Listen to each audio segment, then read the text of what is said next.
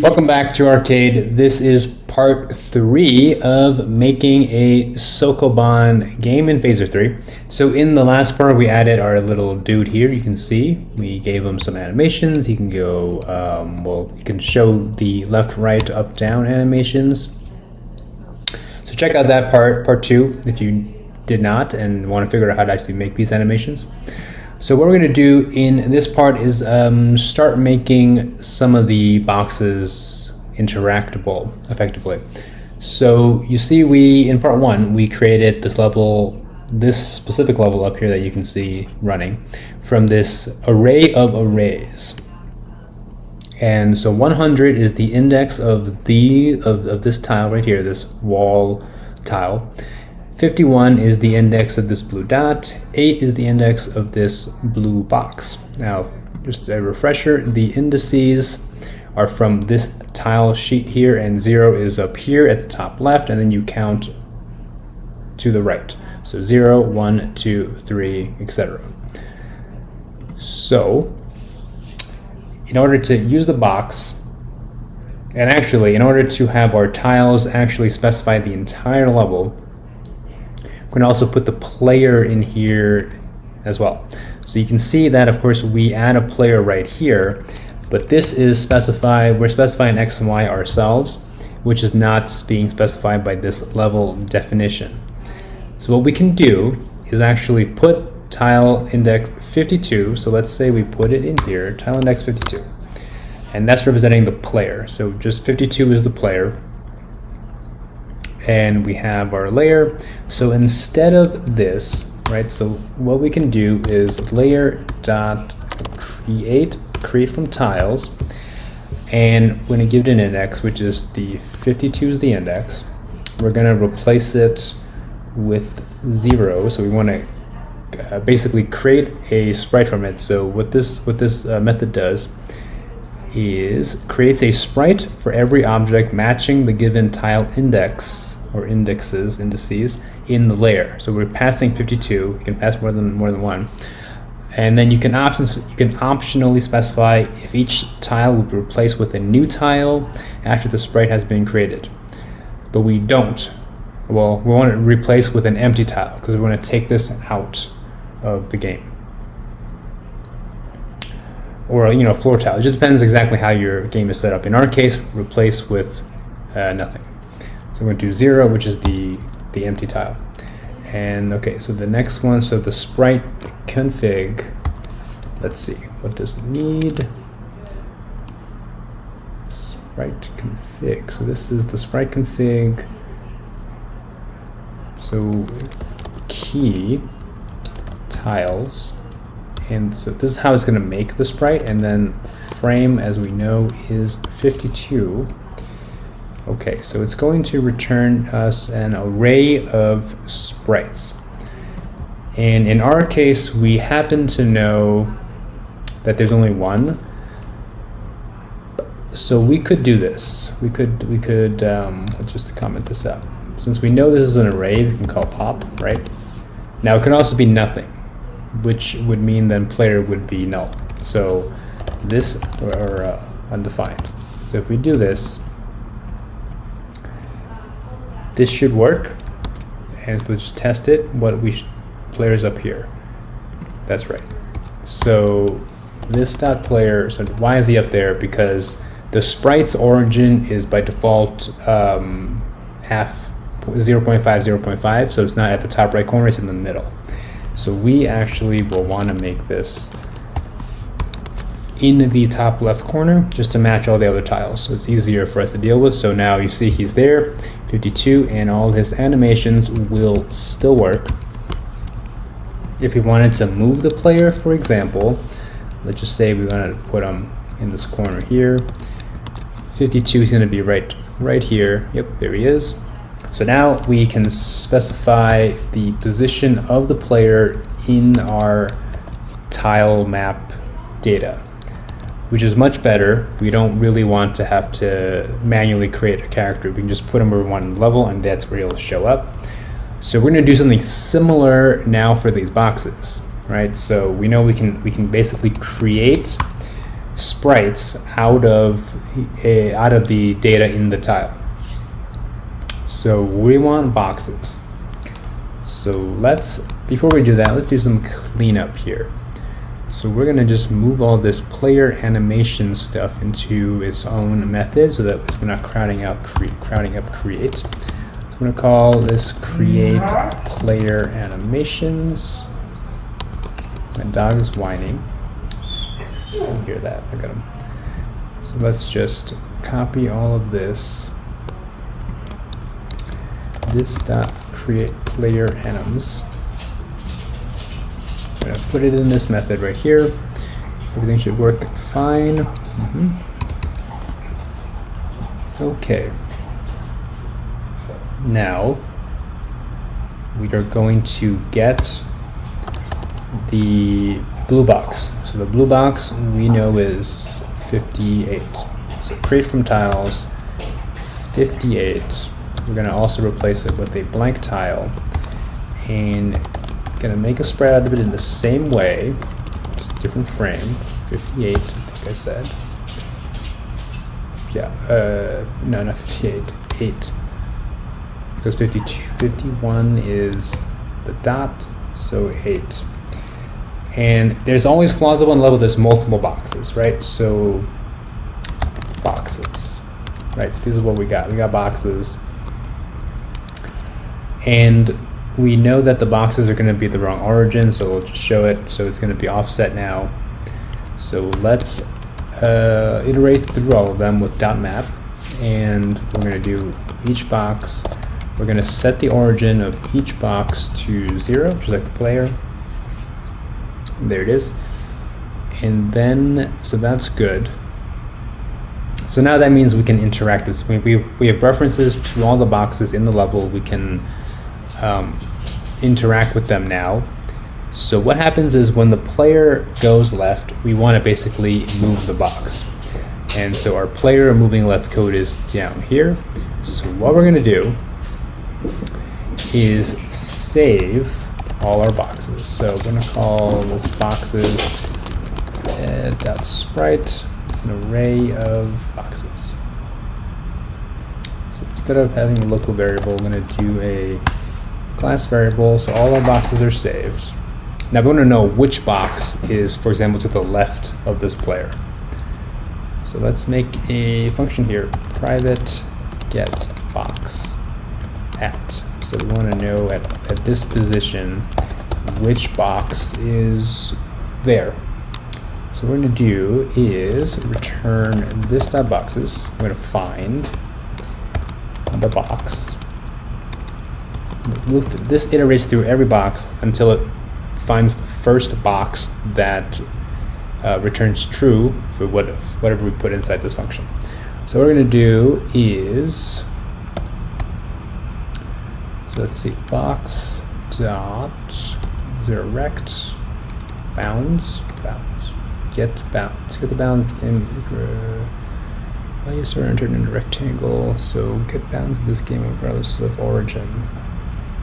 So let's see, what do we actually get from this? Regardless of origin. But I do want to know the origin. Return like object. Okay. Const. Let's call this rect. So rect dot contains x, y. So this may not be totally accurate. Depends on what getBounds actually returns and how it returns it to us. So, but generally speaking, we're gonna get the first box that hit tests true, where its bounds, where the x and y we pass it is inside the bounds of that rect, of that box. So we'll just try left. So we know if we move left, we will hit a box. So we're gonna go if this const box this dot get box at, and we are going to get, so this dot player is where we're starting, x, and so it's the top left corner of the player, which is right here. So we're gonna go minus 32, and we'll just call it the same y. So just here, this dot player. So if there's no player, no cursors, it don't do anything. Box. And now let's just log out this box. Console.dir box. You could also use console.log. Console.dir just gives you a bit more information in the actual console. So press left, and we have a box. So that's good. Now be sure that the code is correct. Since I wasn't entirely sure what the get bounds or how it was going to return, so let's just step through a bit and make sure we're doing the right thing. So there's only one box. Put a breakpoint here. Press left again. So box. What do we got? Step over. So it's rect. There's no highlight. Can I not see? Okay, here we go. Rect. Height 64, X, Y, 2, that sounds right. Okay, so that looks good. Alright, good. So now we get this box.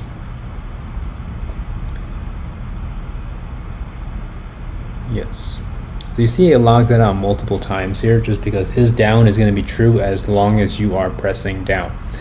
So for this left, let's actually do just down. We only want to know if down was just pressed. So phaser dot input dot keyboard dot just down. So the phaser keyboard class has a just down static method that we can use, and we're going to go this dot cursors dot left. And what is it not like? Well, it could be undefined. Realistically, I should just do this. Okay. So just, not just down, just left. Make sure this only logs out once, just left. Okay, let's see. Press. Didn't work. Dot cursors, dot left. Just left.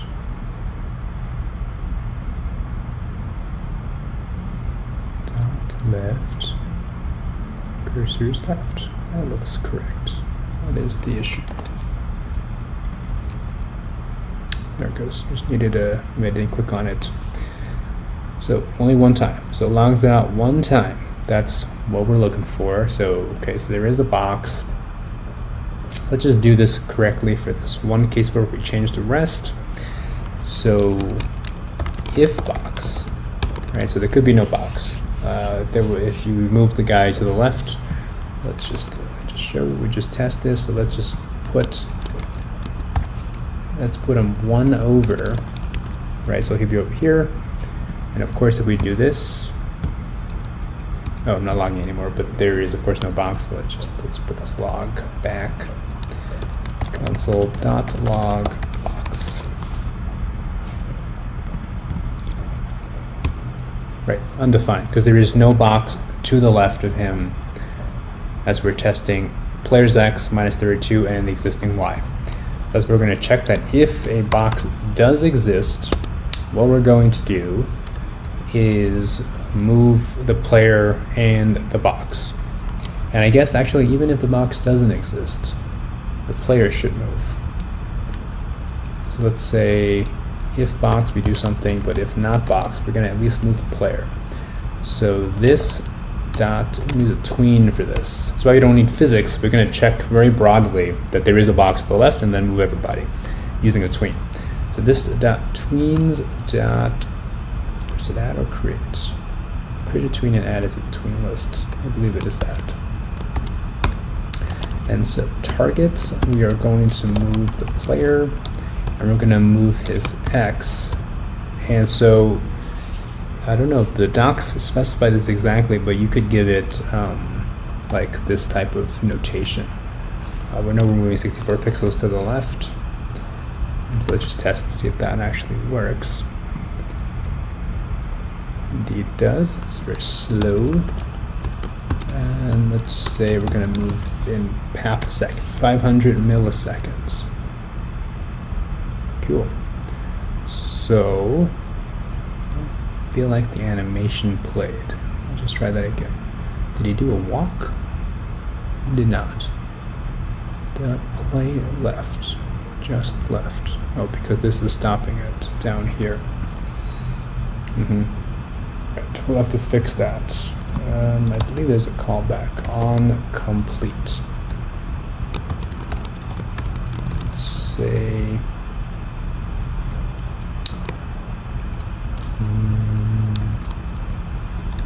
for now we'll put this in here, but this could be done better. Let's see.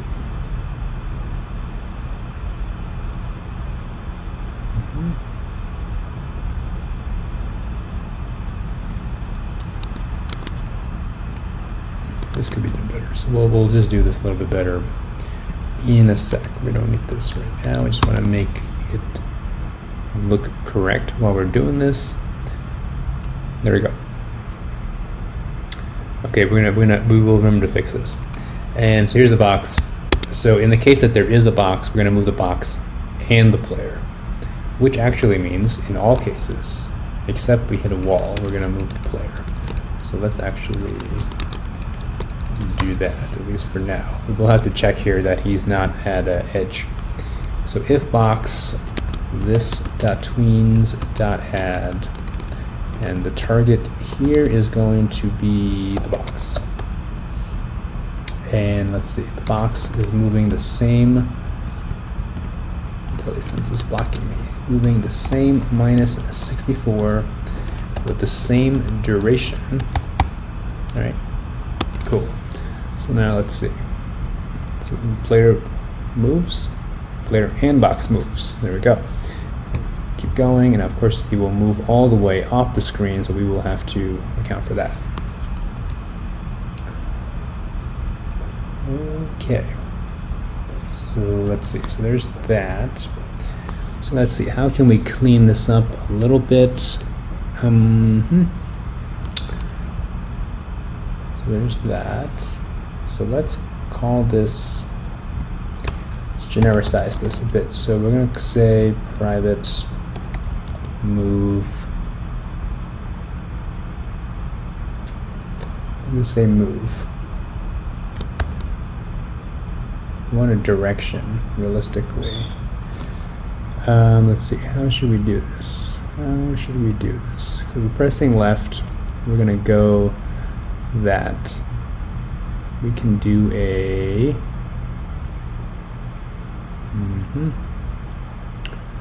checking that there is, maybe this is too soon of a refactor, so we can get a better feel for what we actually need. Okay, we know we can refactor this, so we're gonna say, so this is, I'm gonna call this player or stop player. Let's call it stop player movement, or stop player animation.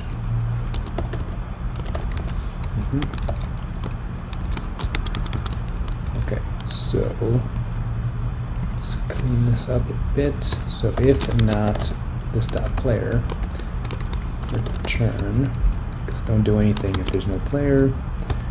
Great. Stop player animation. So on complete, instead of doing this, we are going to do this dot stop player animation. Cool.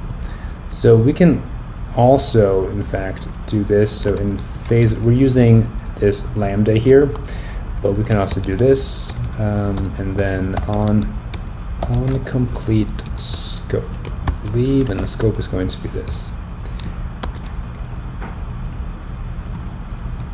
Yep. There we go. So the scope just means when this method gets called, it sets what this should be. And in our case, this should be this. There are some cases when you may want this to be something else, but by and large, you're just going to want to call the scope to be this. Okay, so that's looking a little bit better. We certainly can share this and duration. So let's do that. So we know that's shared, so let's just call this base tween. And, well, base tween only for this.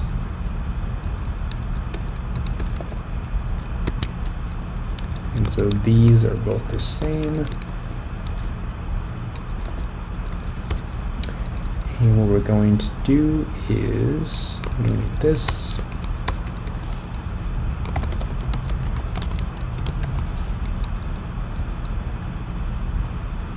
Assign, and assign base tween. Although really we should do it backwards.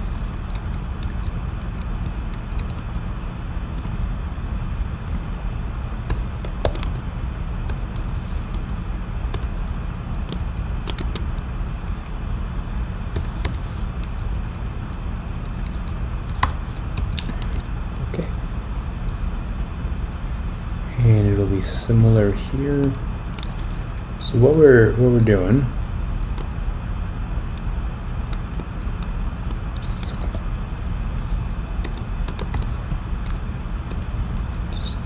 focus for a sec, is we're just sharing this tween data because the only things that change, or there are a couple things that don't change. Okay. Right.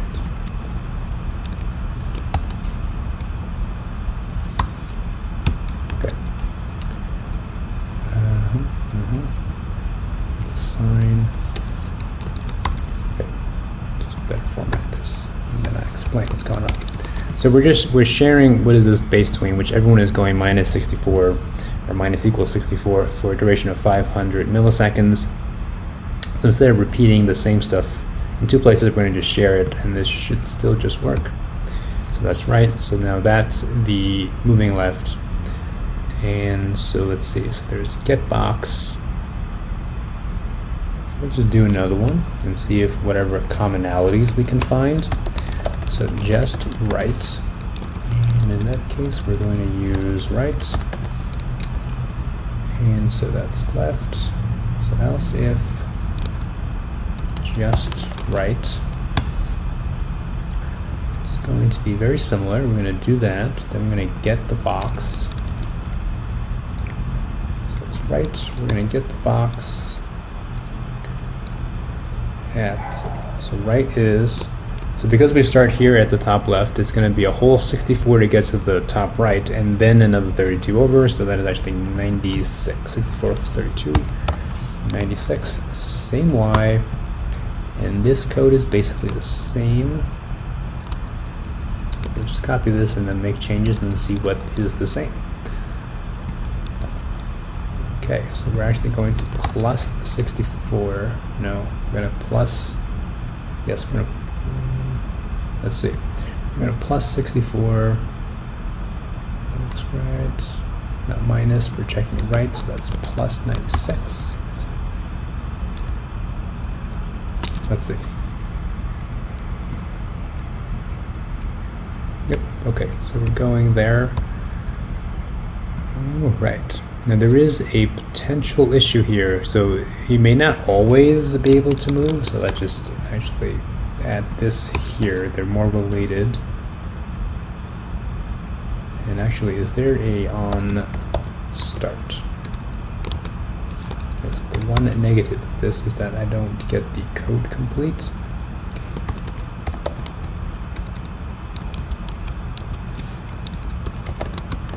Just see what it would be. On start. So there is. We have on complete, we also have on start, which we're going to want to play this animation. So this way, only if we're going to do the tween will we play this right animation. So that's actually more accurate. And now on start, we do the same thing that we did for right for left, so that that's more accurate. Let's collapse this. Let's test. Looks good. So now let's see, how can we refactor this? Just left, just right. We do see quite a bit of similarities.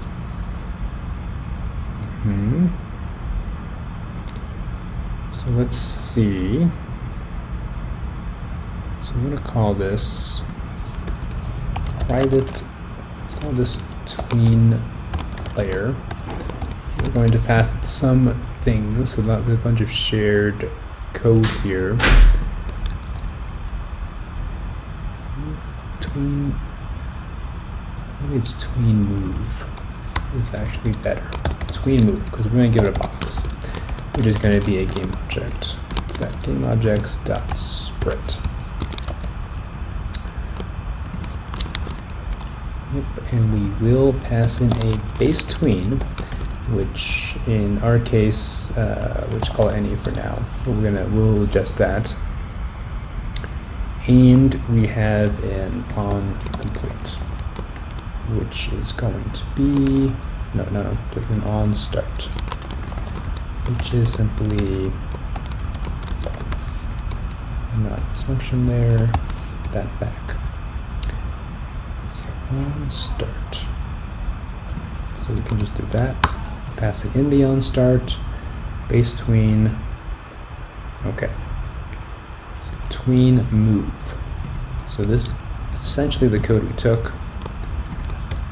This dot tween move.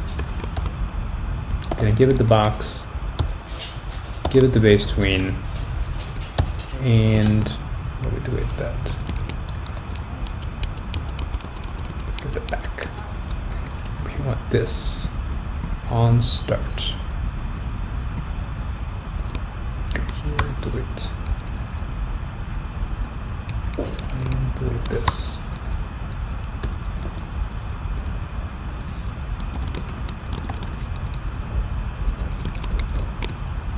Okay. Too many spaces. All right. So box is sprite and or undefined. Yeah. So we can accept. Okay. We'll just move.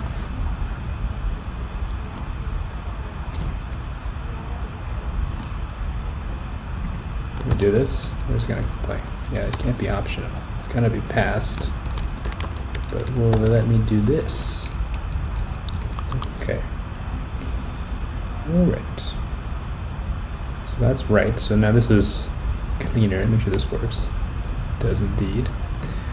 And so in the same fashion for left, we are going to do the same thing. So this dot tween move, we're going to pass in the box. We're going to pass in our base tween, and we're going to pass in the on start, which is simply to start the animation. So that's certainly nicer, right? So that works. Okay. Now let's do this for just down and just up. Constant just up.